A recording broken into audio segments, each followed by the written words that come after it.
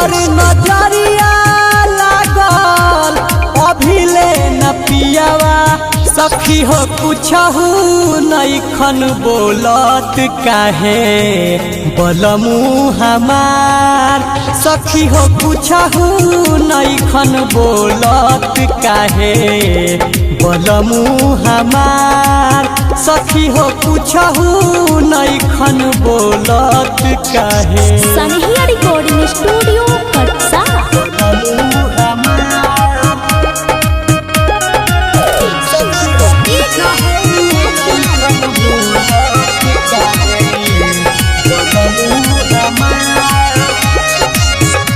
जो गाटो न कोइल लागे देहिया पे लवंग रखी के करा सहारे है फुलवा बगिया हमें खिली सखी।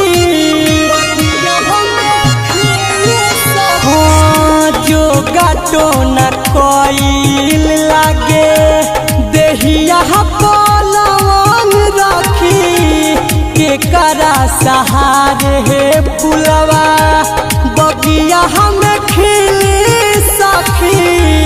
धोए ला लीला केहू खोले ला छागल रामा धोवे ला लीला केहू खोले ला छागल सखी हो कुछहु नइखन बोलत काहे बलमु हमार सखी हो कुछहु नइखन बोलत काहे बलमु हमार सखी हो कुछहु नइखन बोलत काहे। सनहिया रिकॉर्डिंग स्टूडियो कटसा। सखी हो कुछहु नइखन बोलत काहे बलमु हमार सखी हो कुछहु नइखन बोलत काहे। कवने कसुरवा दुरवा कैलए विधाता पियावा के पीर हमसे सहल ना सहाता।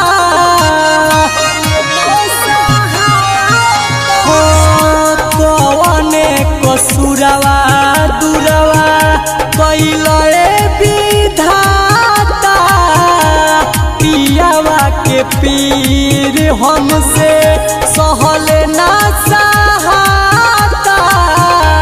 निर्दय नितेश दीपक लागे की हो जाई पागल निर्दय नितेश दीपक पागल हो जाई सखी हो कुछहु नइखन बोलत काहे बलमु हमार सखी हो कुछहु नइखन बोलत काहे बलमु हमार सखी हो कुछहु नइखन बोलत काहे।